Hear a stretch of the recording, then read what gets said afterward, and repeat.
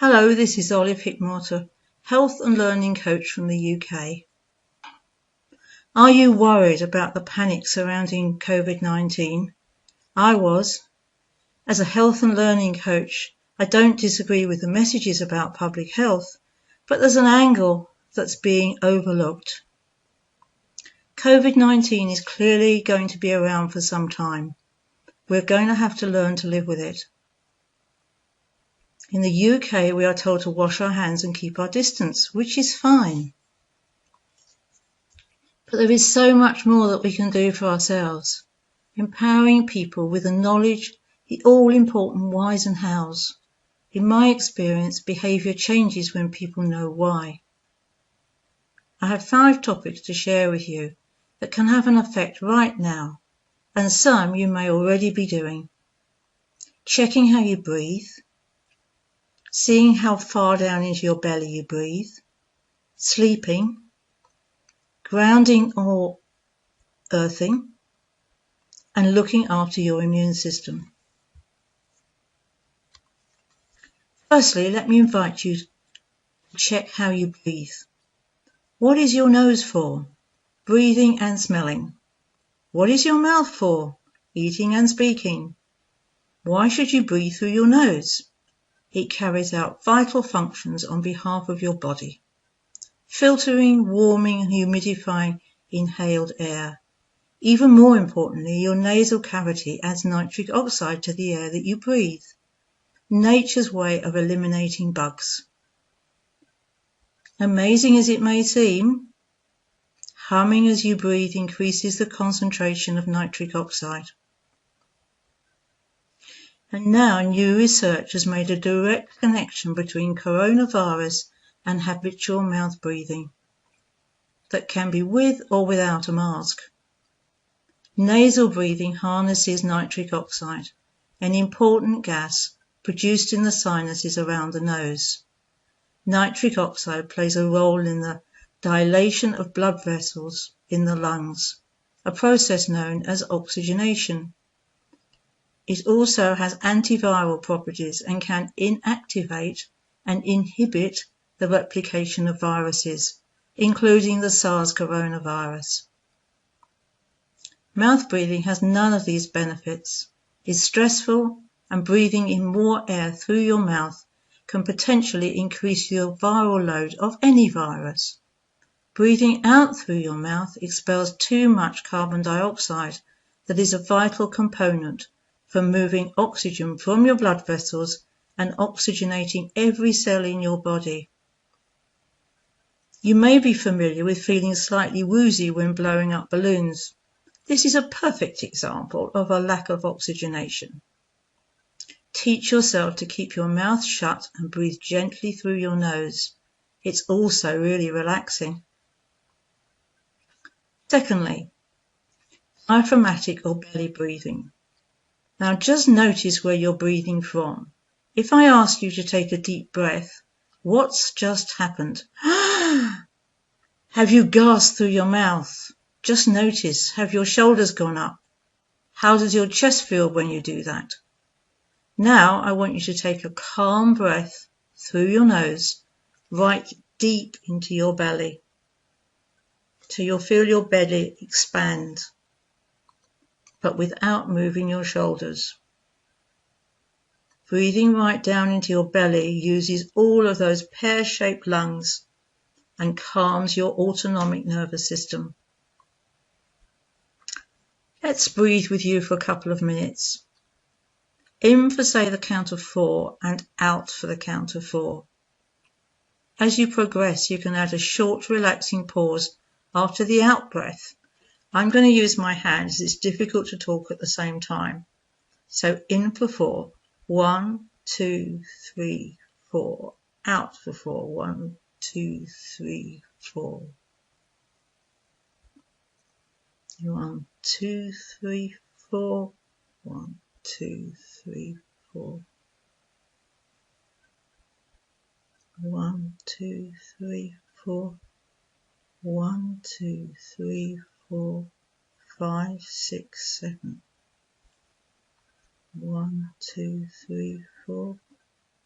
1, 2, 3, 4, 5, 6, 7. 1, 2, 3, 4. 1, 2, 3, 4, 5, 6, 7. Any change in your breathing will take time, so accept where you are, give yourself a break, and notice changes little by little. You will feel your belly moving in and out, but not your shoulders. The good news is anybody can do this. This is empowering your very being and will create calmness. If you want to delve further into breathing, do look at Patrick McCowan's work. Sleeping next. Would you like to improve the quality and the quantity of your sleep and get that deep restorative sleep on a regular basis? When you nose breathe at night, you will sleep better and wake up feeling refreshed. More importantly, you will snore less, which might be good for you and for your partner. Your body needs grounding, or earthing as the Americans tend to call it. Like many people, you are maybe so busy rushing around with thousands of thoughts in your head in a chaotic muddle and not fully in your body. Mindfulness has much to say about being in your body on a regular basis. Grounding is one of the first senses we experience after birth and is how we feel safe and secure on the planet. Trees have big roots to keep them grounded. Nutrition flows up through their roots and waste products go down into the ground. In common with all animals, humans use gravity, so we can drop comfortably into our body. The safe and secure place to be. Your thoughts will be clearer, your mood will be better, and according to research, you will have less inflammation. Just check on how many thoughts you have in and above your head, and gently move them down through your body, releasing any you don't need into the ground. Now add a flow of energy up through your feet, up through your legs, collecting at the base of your spine, and down into the ground, cleaning and clearing all the energy channels as it goes, and enabling you to feel more grounded. How do you feel now? If you want to learn more about your body's energy and grounding, do follow Art Geyser. You may have heard that some of the severe symptoms of COVID-19 are very similar to altitude sickness. Being grounded may well help this too. More good news for you. We've all got an immune system. Our immune system is a learning organisation. It is vital that your immune system is in the best condition it can be to learn. The primary function of our immune system is a complex structure that defends the body against an intruder. It keeps a record of every germ it has ever defeated, so it can recognise and destroy it more quickly if it enters the body again. Immune systems are saving the lives of millions of people around the world, whether with COVID-19 or any other infection. Let's hear it for the immune system. Every time you hear how many people have died, sad though that might be, multiply it by 5, 10, 50, 100, 500, then realise how many people have survived thanks to their immune systems. Goodness knows what the right multiplier is, as our governments are not good at counting who recovers. Then there is all those asymptomatic people whose immune system is so good that they didn't even know they'd had it. Those who have had COVID-19 and recover, your immune system will have been upgraded. You might think of it just like a computer upgrade to the latest version. But we must be very careful not to terrorise and depress people. That will automatically suppress their natural immunity. Currently, our main ally against this virus is your immune system. We need to take care of our immune systems. It will be busy when called into action, with this new invader. Here's how to ensure it is as strong as possible. Your immune system is suppressed by toxins such as alcohol, smoking, and an unhealthy diet. Please do everything possible to improve the quality of the air you breathe and what you eat. Sneezing is an important part of the immune system. Sneezes protect your body by clearing the nose of bacteria and viruses.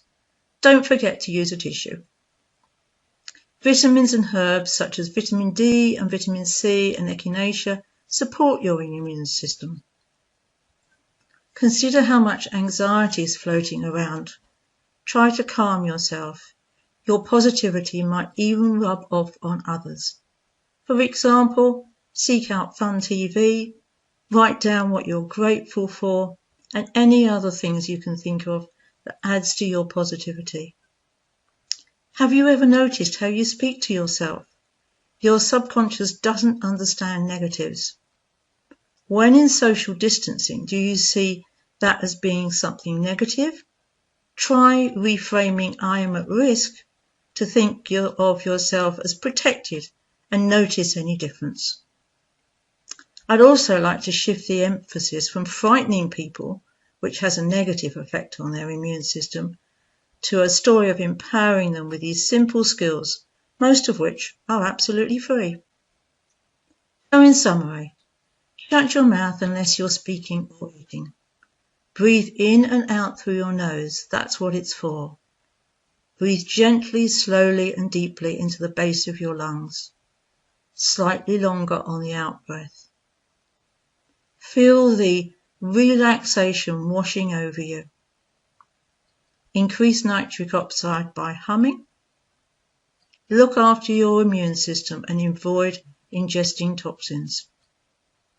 What I have been talking about is not meant to be a solution to COVID-19, but some very useful tips for everyday life that may well help with any symptoms and assist your recovery. Thank you for listening. Hi, I'm Anna Scheller, and I'm here to share with you silver linings that can come from COVID-19. As you know, COVID-19 at first seemed pretty surreal. I mean, it was happening in China, and then it was over in Italy and Europe, and then it hit the United States. But even then, it really didn't become real to most of us, especially not to me. I live in a small town on the border of Texas and Mexico, and we really were not being threatened by this virus quite as seriously as other cities were. But that changed one day in March. You see, I was visiting my daughter who was recovering from infections from insect bites when I got a phone call from my youngest, who is going to school at the Academy for Musical and Dramatic Arts, or AMDA, in Los Angeles. Now, when I had last seen my daughter, she was on her way back to school from winter break, and I was not expecting to see her again until the summer. And then, even then, because her school, in the coursework that she takes, the school doesn't take a spring break. So when she called me and she said, "Mom, I think we might be getting spring break," I was a little taken back. Now, earlier in the day, I had seen that the World Health Organization had declared a pandemic, but again, it really wasn't real to me. It wasn't as real to me as maybe it is to some of you, or has been to some of you. But in that moment, COVID-19 began to impact my life. So I checked my email. Sure enough, the school had sent out an email saying that they were sending the kids on spring break because they needed a week to come together and figure out how to do online classes, because the students were not going to be able to do school on campus due to the shelter-in-place order that had been already come about in California. So we worked through some things with my daughter. She was concerned about coming home because she didn't know if she had been exposed, but we realized the best place for her was to be home with us. So we got her a one-way ticket, not a round-trip ticket, because we had no idea what was going to be happening. Got her a one-way ticket, brought her home, and like a good citizen, she quarantined. We kept an eye on her. She was doing fine, never came up with a symptom, so we felt that we were pretty free. And my story is not one about how COVID-19 came into my home and forced everybody into quarantine. My story is about the other things that happened as a result of COVID-19. Getting back to my daughter. So we waited to hear from the school to see what was going to happen. Now, AMDA is a conservatory. It's a school where you pay more money to get real life experience with instructors who have been in the field and know what it takes to be good at your craft, to master your craft. So doing an online class wasn't necessarily what we'd all paid for, but it was what had to be done, and as an interim measure, it seemed like that's the right thing to do. But as the weeks wore on, it became apparent that this was no longer going to be just an interim measure, but it was something that the school was going to have to implement for the rest of the semester. And that created new challenges, especially for my daughter. Why should she continue to go to this school when she's not getting what she paid for?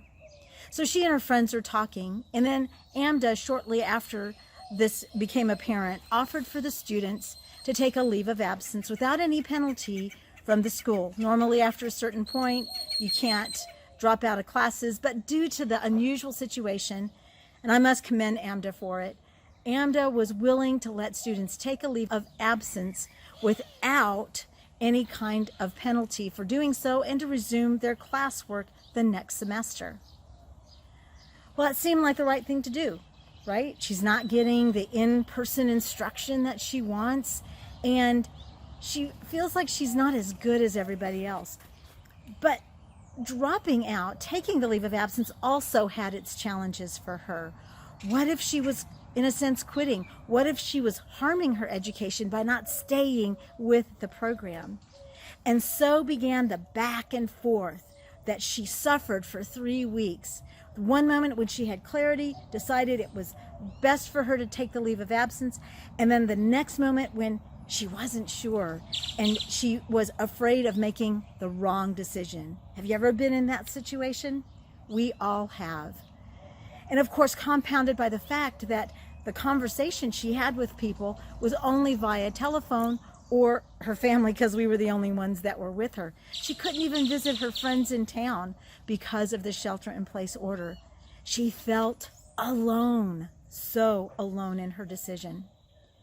So she would write to AMDA and say, I think I'm going to take the leave of absence. And then 6 hours later, she'd send another email to AMDA and tell them, wait a minute, I need more time to think. And this went on for 3 whole weeks. We consulted a friend of mine who's an entertainer in New York because she had seen twists and turns in her career as well as a result of unforeseen circumstances. Maybe not as significant, maybe not as dramatic as COVID-19, but does that change of circumstance need to be that dramatic to be felt as deeply for us? No, of course not. So Danielle went back and forth, and she finally came to a place where she decided to pray, meditate, and she decided that staying with the online courses was the best thing for her. Well, of course, we all think, yeah, that should have answered it. She got her knowing, if you're a Christian, that was the Holy Spirit speaking to her. But then immediately after she announced her decision to stay the course and continue with the online classes, she found out that most of her friends who were in the coursework, the 2-year course plan that she was in, had decided to take the leave of absence. It created more agony for her. Now, up until this point, my husband and I decided that we were not going to tell her what she should do. We would simply give her guidelines for making her own decision. And that is the right thing to do, I believe, when you're raising adult children. In this case, though, what it did is it created more torment for her because she didn't know whether she was making the right decision. She spoke to a counselor at the school, and she really was still not sure, a lot of self-doubt. Then finally, after 3 weeks of thrashing and wrestling and agonizing over what she was doing was right or not, she came to me and she said, Mom, What do you think I should do? Now, that's a tricky place, because you and I know that when people come to us asking for advice, they're not always asking for advice. Sometimes they just want you to confirm the decision you've already made. Sometimes all they want is a nod. They're not always looking for constructive feedback. So here's what I did. I asked her a few more questions to make sure she was actually looking for advice and not looking for me to just confirm the way she felt. See, I knew that she still wanted to be able to pull out of AMDA. She still wanted to be able to get away since her friends. And isn't that the way with decisions sometimes? Isn't that the way that things have been through COVID? We take one course of action and suddenly things seem to change and we're not sure anymore. Well, after a few questions, I realized she really did need some kind of guidance from Mom. And I gave it to her. I shared with her the benefits of staying the course that were actually part of her plan for going to the school in the first place. You see, she could have gone anywhere in the state of Texas. I'm here in Texas. She could have gone anywhere in the state of Texas to get the education of learning how to act and learning how to dance and sing. But she chose to go to AMDA for a couple of very important reasons. One was to make connections, and two was to be in the heart of the film industry, Hollywood. We looked at those two and realized that because the class size had shrunk, she now had greater access to the instructors to be able to make those connections that when she left school would become her lifeline when she's out in the world of trying to get her career started in Hollywood. And so at that point, she had peace. At that point, she was able to settle with her decision. And it hasn't been easy. There have been times that she's thought that this was the hardest thing she ever did, and she didn't like some of the things she had to do working in an online situation. But because she had peace and strength from being with somebody who had wisdom that she needed, she's been able to follow through. Of course, we don't know how all of this is going to end for her, except that she will continue to make more decisions. But here's the thing I wanted to share with you that I think is a highlight, and it's a power of COVID-19 that COVID-19 helped us to realize. One is it can be so easy to feel alone, right? We had to shelter in place. We had to be alone for the protection, not just of ourselves, but for the protection of the people around us and for our community. And yet we still were together. We still were connected to one another. My daughter stayed connected to her friends. And through the connection she had and the trust she built with us, she was able to come to a decision. Why do I share this story? Because I want you to know you are not alone. You are not alone. CBS had a commercial at the beginning of this where they took cameos of various different actors and stars from various different shows, and the message was, you are not alone. And I want you to know, no matter what you're going through right now, whether it's directly from COVID, whether it's that you're dealing with the illness straight on, you've suffered tragic loss as a result of the illness, or you are just a victim of some of the things that happen around COVID, I want you to know you are not alone. Stay encouraged. Seek the companionship and the counsel of people around you when you have important decisions to make, because we are going to make it through this time together. Be encouraged, and we're all in this together. Hi, I'm Jason Browne, and I'm an energy intuitive based in London, UK. Hello and greetings from London. It's really great to be part of this Broadcasters Unite Lift Up the World project. A really big thank you to Raven Blair Glover, the talk show maven, for producing this event. Well, what interesting times that we live in. Yes, it's intense. Yes, it's unpredictable. Yes, it's challenging. And what I'm seeing show up in my own life and the lives of clients, friends and family is an enormous opportunity for growth, for renewal, for change. As we're all beginning to realise by now, So many of our old ways of being and doing no longer work or resonate. Now feels like a golden opportunity for us to instigate change and experience our own rebirth, and as a result to assist in the transformation of a new way of being for us all. For me, it feels like a software upgrade, the chance to declutter, to reconfigure, to clear away old programming. We have a chance to upload and install new software, new ideas, new concepts. As the world moves into 5G, it feels like we are also receiving a bandwidth upgrade, higher, faster, stronger, a more stable connection within ourselves and to each other. Maybe COVID-19 has given us a gift, the chance to pause, be still, go within, reflect and reorganise, to reprioritise what is and what isn't important. The media narrative talks about the new normal. What does that even mean? It feels like it's time to break the mould, rip up the old rules and to create new ways, have new ideas, to be a new you. What would a new you feel like? What would you like to do differently? New relationship, new living location, new diet, new workout regime, maybe new work opportunities. There has never been a moment in our lifetime that has presented us with a chance for us to change and evolve so rapidly. As we take up this opportunity on a personal level, we are, by default, contributing towards the collective, microcosm to macrocosm. It doesn't matter where we are in life, we are all being given a chance to change, to grow and to evolve in ways that are perfect for us. Now is not the time to fear the unknown, to fear change. Now is the time to embrace the unknown, to embrace and welcome change. To actively participate in creating the new, individually and collectively. Being in lockdown has given us all the opportunity to reevaluate who and what is important in our lives.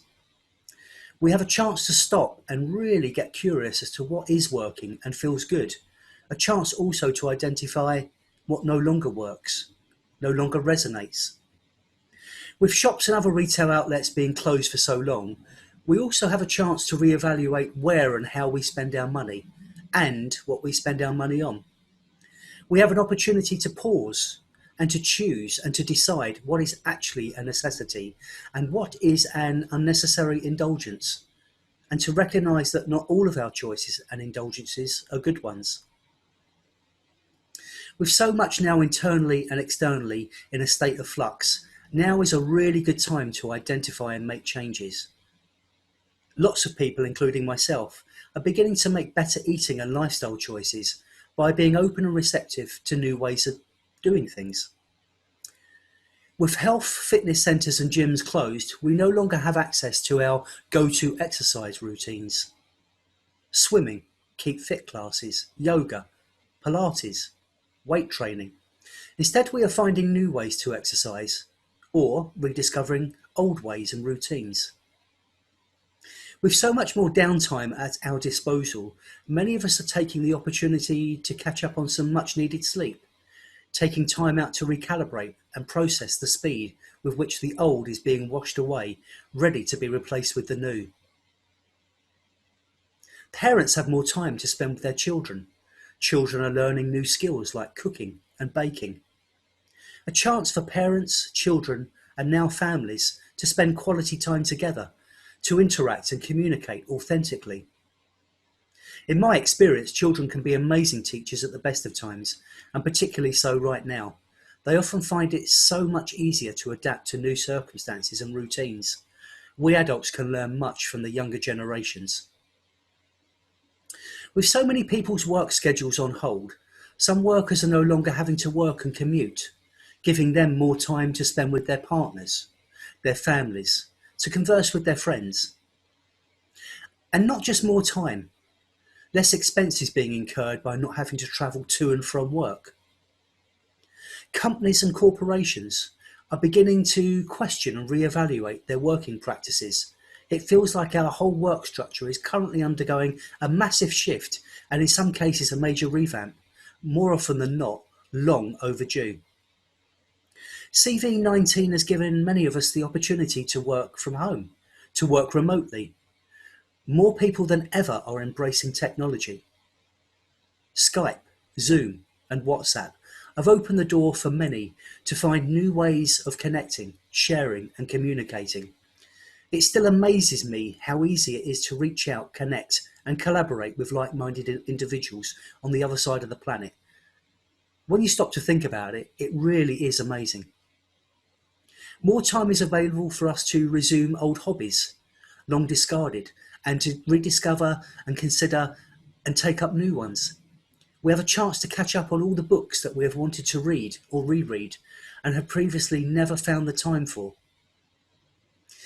Would we have made half the changes that we are currently making without the events of the last few months and CV-19? In London currently, more people than ever are taking the opportunity to exercise, some for the very first time.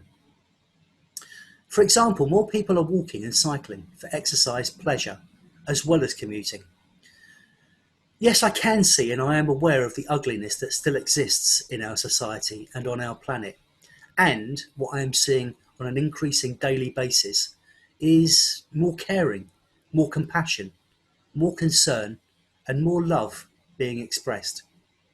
Perhaps we all have a choice to remain part of the old ways of being now rapidly departing, or being open to and part of the new.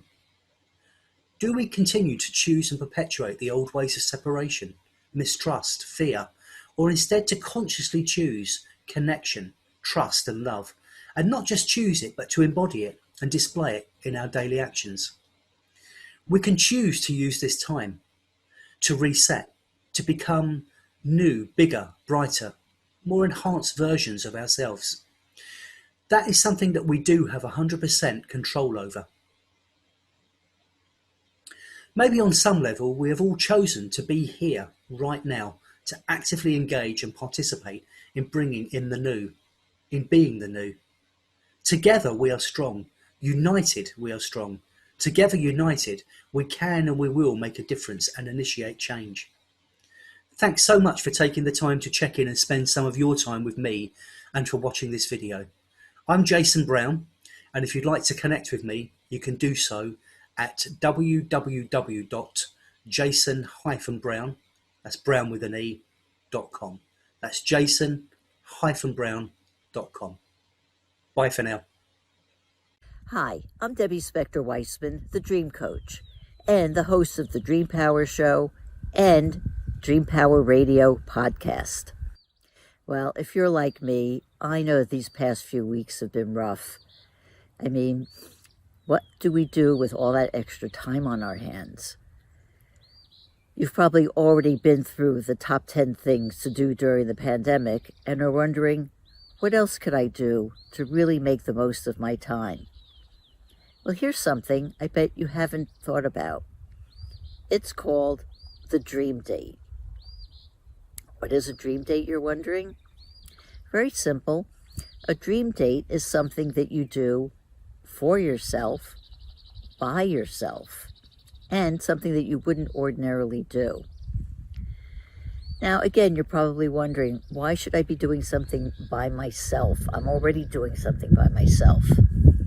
This is what's the value of the dream date. When you do something you don't ordinarily do, it has a wonderful effect. It actually helps get you out of that comfort zone and exposes you to something new. The activity itself can be eye-opening, and it can also relieve your stress and get you thinking about something else, expanding your mind, which is always a wonderful thing to do.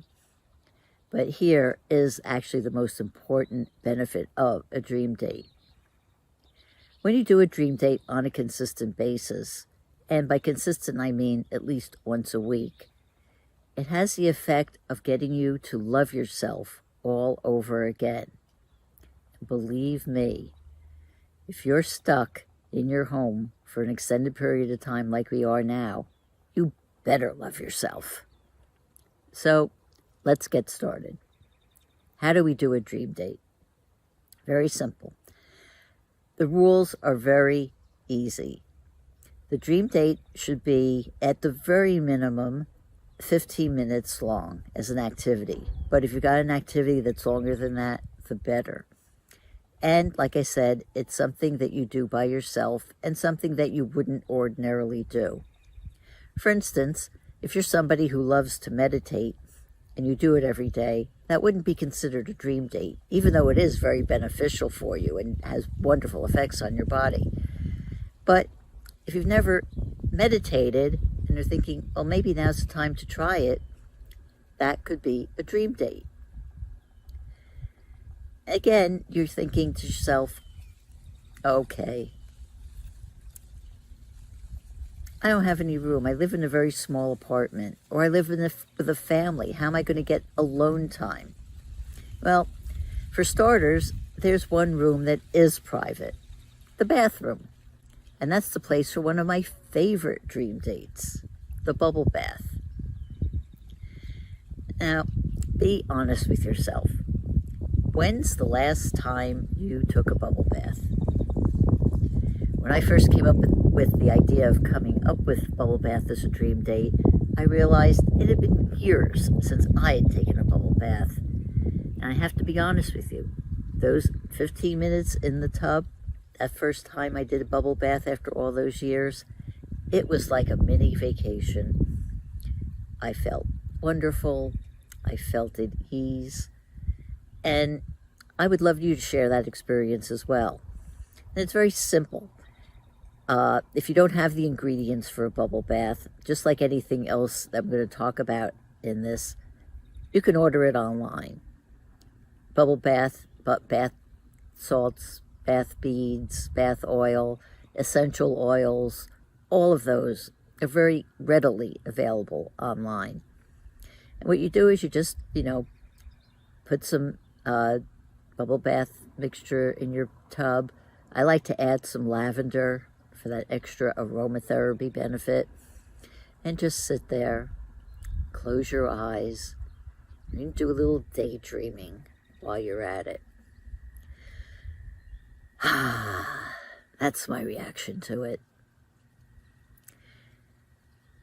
And here's something you could do if you have a backyard or have access to a park in your area.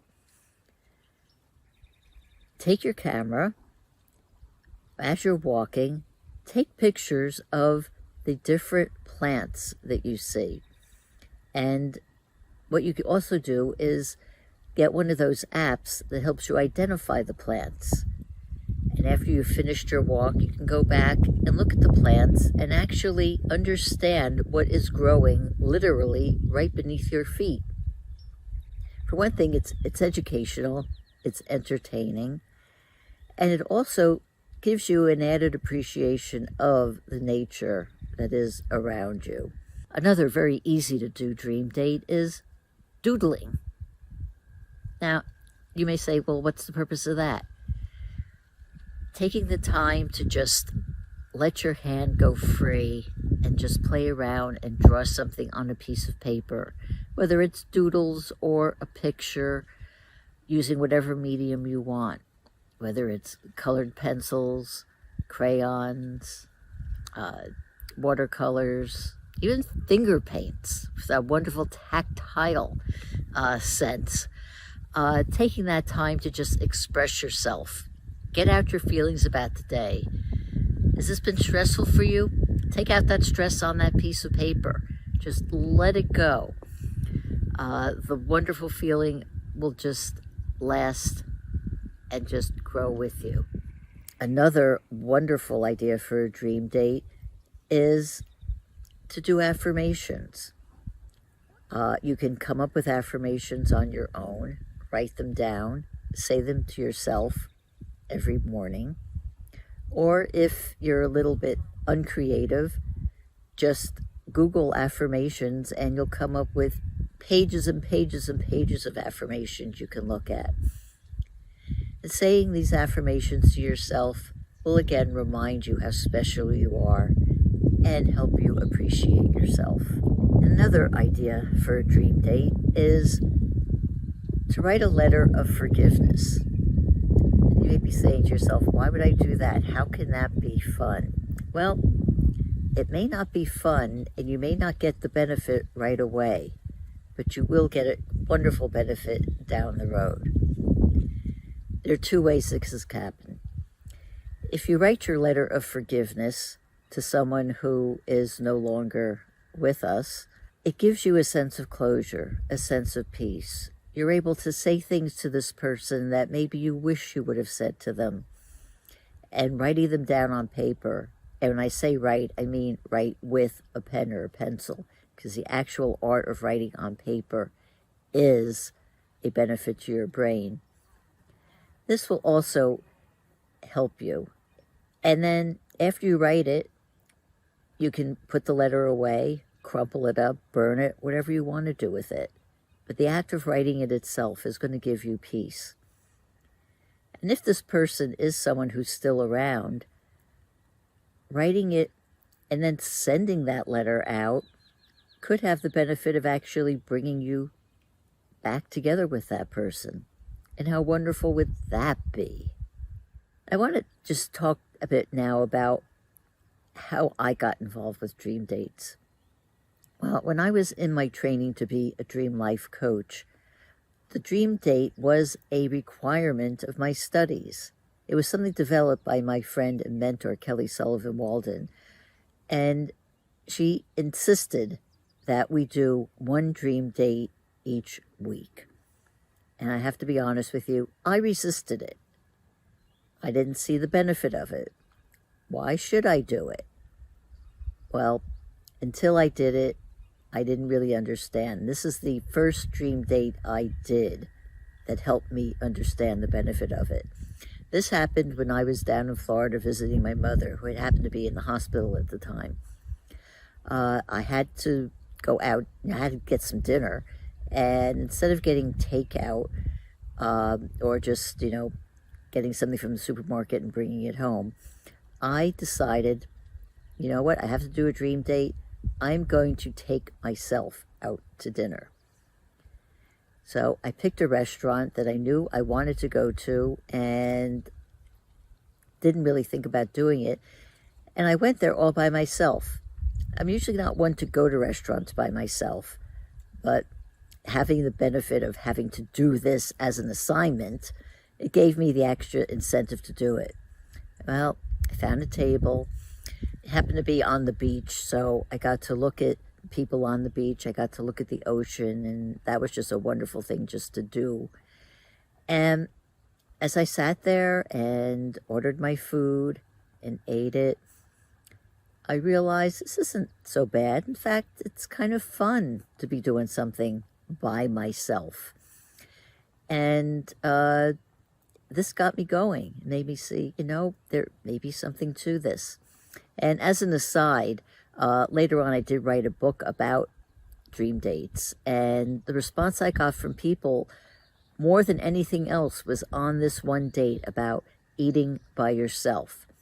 Because I didn't realize it, but so many people hate to eat by themselves. And if that may be something that's affecting you now, having to eat by yourself, this could change your whole attitude all the way around. So here's how to do this dream date at home. Pick a meal that you really, really like. You can do a dream date of cooking the meal, but if you're not a cook, then pick something that either you order in or that you have and you can heat up. Whatever it is, that's up to you. But for the purpose of it being a dream date, use your best china and silverware. Cloth napkins if you have them. If it's a kind of meal where it would help having a glass of wine, if you're so inclined, do that. If not, then use your best crystal for whatever drink you're going to have with it. Present the food like you were a restaurateur and you were arranging the plate to be the kind of plate that was going to be photographed. Make it look as pretty as you can on the plate. Then set your table. Like I said, beautiful china, silverware, light candles. Play your favorite music in the background and just sit there and delight in the aroma, the taste, the beauty, the sounds. Use all of your senses to make this something to remember. Here, those are just some examples of the things you could do, and use your imagination to come up with anything that you want. And again, like I said, the more you do this, the more it's going to take you out of your comfort zone, challenge you, inspire you, educate you, amuse you, and make you fall in love with yourself all over again. And how bad is that? Well, I hope you've enjoyed this little bit of advice from me. I'm Debbie Spector Weisman, the Dream Coach, telling you all to stay safe and sweet dreams, everybody. Hi, my name is Terri Levine. I'm the Chief Heartrepreneur at heartrepreneur.com, and I'm here to actually talk to you about what it is you can be doing every single day that will make a massive difference to your mental health, your emotional health, and you know what? That will change your relationships, and that will also change your business. So let's take a moment. Let's take a look at a process. Process is really simple. It's a process that when you jump out of your bed, you can do immediately so that you get grounded for the day. And no matter what's happening external to you, no matter who says what, no matter what's going on in the news or social media or your friends or family are conversing about, you have the opportunity to ground yourself and to always be in charge of your feelings. So here's the process. I like to teach things that are simple and not complicated. It's called GID. GID. G stands for gratitude. So when I get up in the morning, before my feet hit the ground, I take a few moments and I ask myself, what am I grateful for? What is it that I am grateful for? And it could be something really small. It could be that I thought I was out of blueberry yogurt and there's one left in the refrigerator. It could be that I'm grateful that I have clean water and I have heat or air conditioning in my home, or I have loving family and friends. It could be that I have amazing client family members or a way to do my business or whatever it is. So before your feet hit the floor, you begin with gratitude. In my belief system, everything needs to happen for what I call the inside out. So if you want better relationships, better health, weight loss, more income, better business, whatever it is, everything starts internally. The outer actions, if they're not lined up internally, don't get you the results you want. So begin with gratitude. You can write these in a journal. You can just take a moment. You can feel it. You could think it. And don't gloss over this and go, okay, yeah, I'm really grateful. Okay, I have food. Really feel it. Really come from a place of appreciation and gratitude for people, for places, for things, and even for experience. Second, GID, set your intentions. Now, I want to be really clear. I used to live by to-do lists. I had a day timer. And I felt that my whole life had to be in this. And every single day I'd get as much done as I could. I have like 30 things to do. And then the next day I only got 24 of them done and I'd rewrite them and I'd add more. And let me tell you what dawned on me. My girlfriend, Marnie, she died at the age of 40 of breast cancer. And right before she died, she said to me, Terri, don't make your life about work. I'm going to die. And I have no legacy. It's not about to-dos. And at her funeral, back in 1996, what I realized is Marty's life was over. She was in the grave, literally to done. She was done. But the to-do list never got finished. So intentions are not to-dos. Intentions are 3 maximum, not 5, 3. 3 things that you say, what do I want to feel? How do I choose to experience my day? So what does that mean? Well, most people wake up and they don't have intentions. Oh, I have to go to do this, I have to do that, and I gotta do the laundry, I've got to make a phone call, gotta. And these are to-dos, and then they check them off. No. An intention are 3 things, 3 ways that you want to feel and experience your life. You get to choose how to experience your life. It's not an outer person who can make you feel anything. It's not, oh, the news is causing me this, or social media, my friends. No. Intention means your ego gets to decide how you feel and what you experience. So after you do your gratitudes, GID, you do your intentions. Mine today, I intend to feel happy. I intend to feel connected, and I intend to be loving. So all day long, I'm making that choice. And when something comes up, and it does, where it's not quite aligned, I can remind myself of my intentions. A few weeks ago, one of my intentions was to only put healthy things in my body. Just that day, love how the universe tested me. Somebody shipped to my home some chocolates. I'm sure they were wonderful and delicious. And I looked at them and said, oh, that's not in alignment with my intention. So I get to make my choices consciously versus subconsciously, which is how many of us go through our day. We are not fully present and in the moment, and we're not making choices. And that's how you get led into arguing on social media or watching the news or creating fear and anxiety about your income or a pandemic or whatever it might be. So begin with gratitude. Next, set your intentions. Choose how you want to feel. And by the way, if you set an intention to feel happy and, stuff happens that normally could make you feel agitated, upset, fearful, just take a moment, reconnect with yourself and breathe.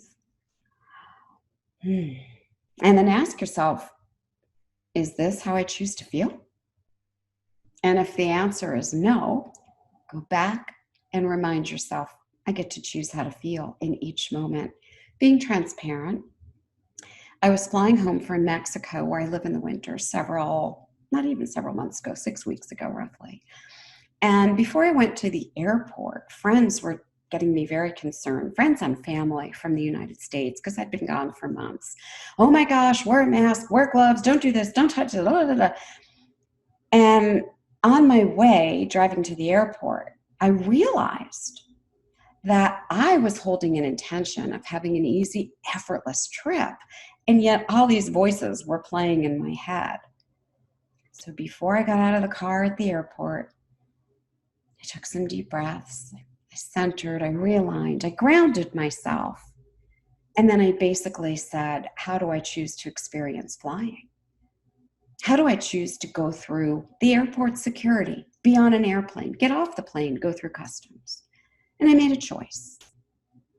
I'm going to be at peace. I remember consciously saying, I'm going to be at peace. Everything people put in my head, I'm going to release. So I walked through security, and I decided I would even act as if I was peaceful. So I put a smile on my face. Neurologically, anything that you do physiologically changes how you experience your life and your world. So I moved through with a smile. Now my bag got pulled, and they had to go through my bag, and I just kept waiting and smiling, and I knew I didn't have anything that I wasn't supposed to have in my bag. And I was standing there appreciating the fact that someone in a mask and gloves was going through my bag to assure safety. When I went to board the plane, there were only 3 people on the entire airplane, so it was private. There was my husband and myself up in first class, and our good friend 20 rows behind us. That was the whole big jumbo plane. I just said I was going to experience it with ease and with joy. So they had told us, peacefully, no fear. They had told us in advance, there is not going to be anything in first class. There won't be any food. So I had food to bring on, and there won't even be any beverages. There won't be anything. And that was fine. So we had our masks and we had gloves, and we got on the plane. And the flight attendant came over to my husband and myself and said, what would you like to drink? And we went, I thought there weren't any drinks. She said, you know what? They're here. I'm comfortable bringing them to you. So what would you like? Well, not only did we have a peaceful, wonderful flight, we met a flight attendant who was delightful and who chatted with us for the entire 3+ hours flight home because she had nothing to do. We certainly had nothing to do. And so we got to meet a new person. And I actually got to write American Airlines about what an amazing human being this was and how blessed we were to not only be able to fly home, but to have this flight attendant.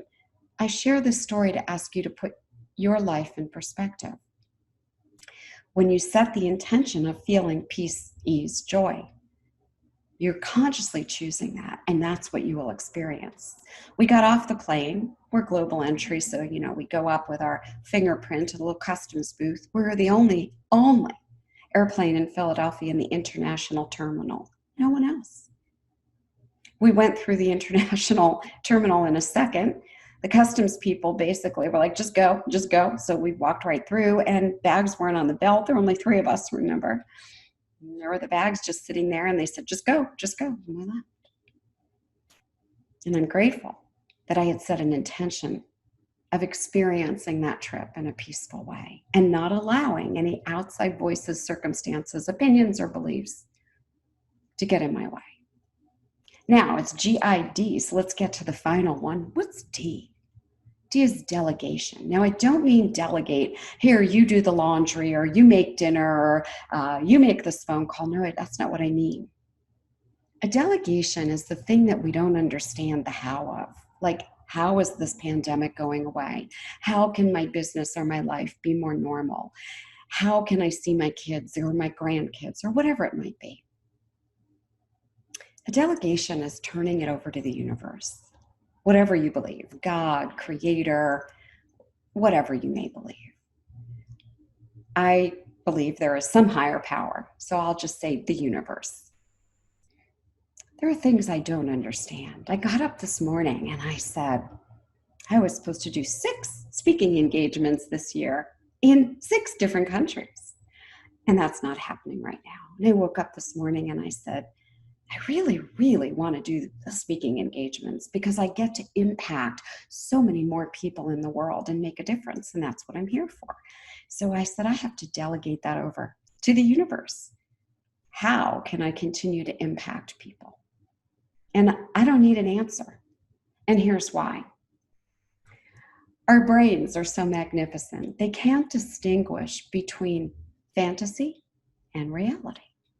So think about this. If you're like me and you love animals, have you ever watched a movie and like the horse gets shot and you're like, oh, I've even cried when animals get hurt in movies. Yet I know it's not real. They didn't make a movie by killing the horse or killing the dog or whatever it may be. While my brain registers that on some level, there is the fantasy part of my brain that still takes that in as real. Now that's an advantage for you. Why? Because when you go to sleep, your brain has a very hard time distinguishing fantasy from reality. By the way, even when you're awake, it does. That's why this happens at a movie. So what does that mean for you? When I delegate something to the universe, let's figure out how I can impact more people, even if I can't travel and speak in 2020. I want to help more people. Literally, what happens is my brain has delegated this to figure out. You know what happens? I get inspired actions. It doesn't mean there's a burning bush. It just means all of a sudden something dawns on me. So this morning I went and I did a very long Facebook Live. And now I'm sharing that everywhere, and so are other people. And I know that I'll know I'm not speaking with them in person and doing what I love and hugging them and helping them grow their businesses in person. It doesn't matter. I was able to reach more people because of this inspired action that I delegated to the universe and said, hey, my desire is to help more people. Help me figure this out. I delegate this over. So let me review for you. And I hope this has been helpful for you. I'd love to know that it has. Everything happens from the inside out. It's not go take a bunch of actions and hope that's going to make a difference. It's getting lined up, inner actions line you up, when you're in alignment, you then know what steps to move forward with that will bring you what it is you want in your business, in your life, in your health, in your relationships. So once I get lined up, G, gratitude. And by the way, make that a long, beautiful list. I journal it every single day. And sometimes it's half a page, and yesterday it was 9 pages. There's so much to be grateful for.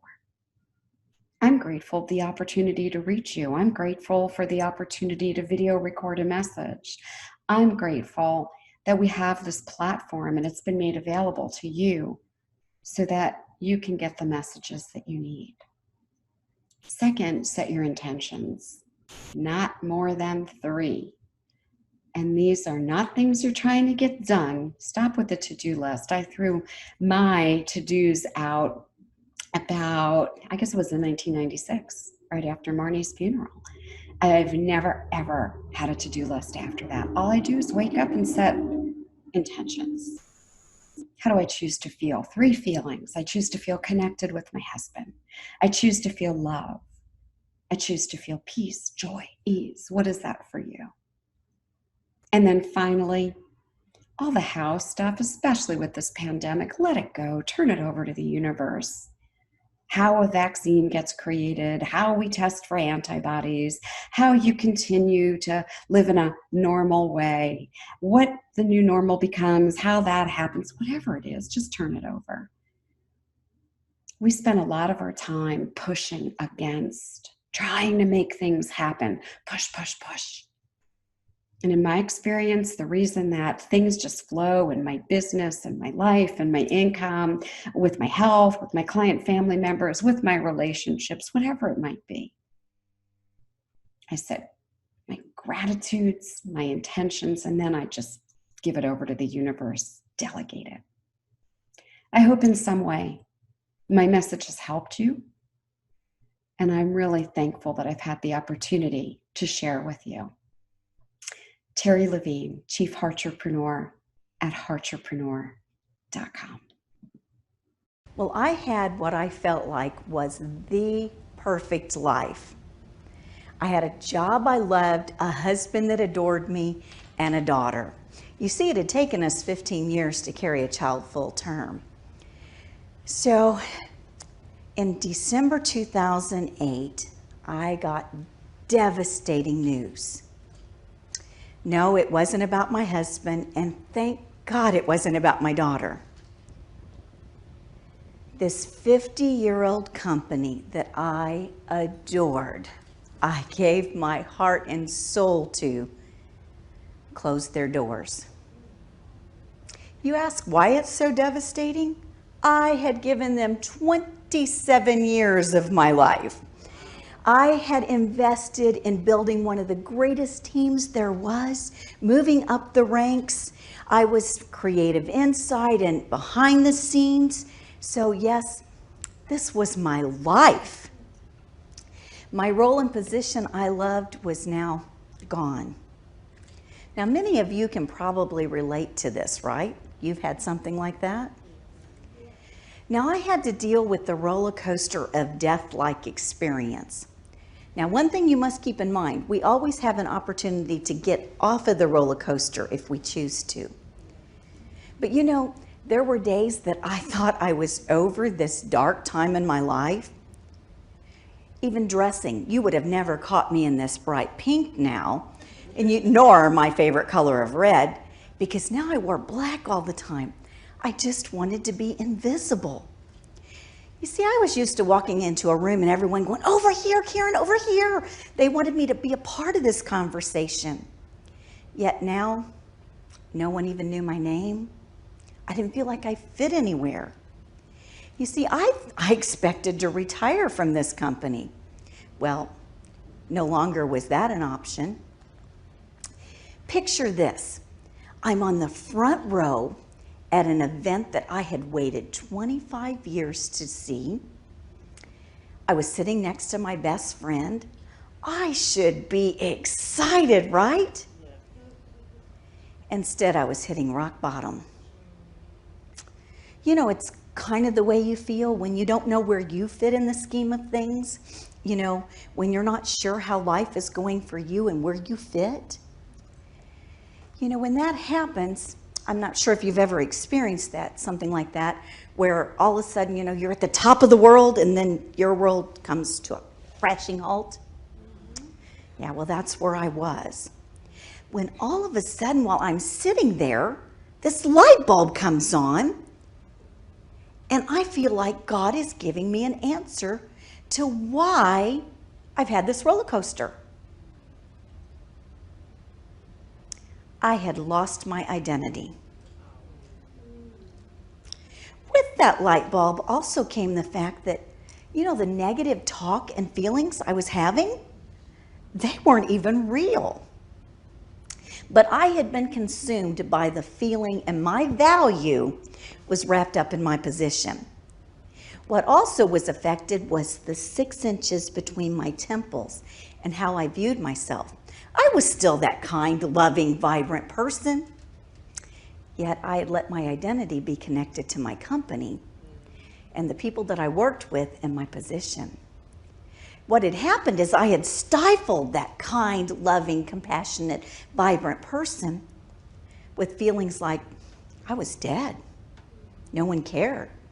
Now it was time to surrender as I allowed myself to finally throw up my hands and realize it was time to let go of my past and passionately embrace my future.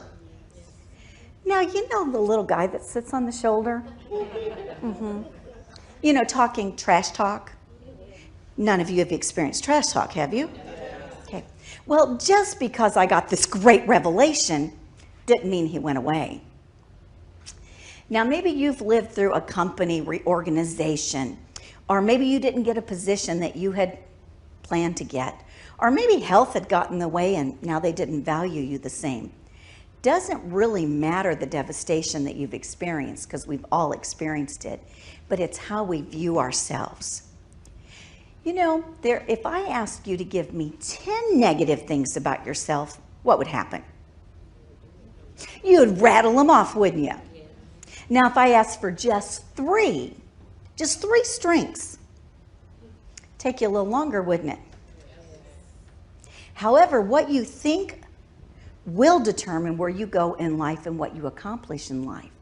You know, perception is reality. What you think of yourself will shape how you respond to others and how you show up at work. I'd like you real quick, sit up straight. Okay, shoulders back. Shout out some of those strengths, real quick. Resilient, confident, kind. Okay. Funny, okay. But you'll see it took a lot longer to think those through. And we're almost hesitant. Okay, but we all have God-given talents, and companies that are intentional about tapping into these talents, they're on the competitive edge. Now, if you are in a leadership role, it is essential that you look for ways to leverage the talents and strengths of your team and team members. You need to seek out the great in them. When we see the great in ourselves, we become the great leader, the great mom, the great wife, the great daughter. But when we don't see those things. I encourage you to set a date. I want you to write down 10 attributes, which are your top strengths. Release any negative thoughts and accentuate the positive, because you are beautiful and you are smart. And I want you to meditate on that list, review it every 30 days. Because what this list is going to do, it's going to help you shift how you see yourself. You're going to become more confident, and you can take on the world and become more powerful. You know, that affects your next promotion. It affects your relationships. You must first embrace your true identity to be able to passionately embrace your phenomenal future. Now go embrace the real you. Never let your identity be determined by anyone else or anything, because you are just perfect just like you are. Put your shoulders back, chin up, stand in your power. Flourish in your true identity as you embark on your phenomenal future and make this world a better place just because you're in it.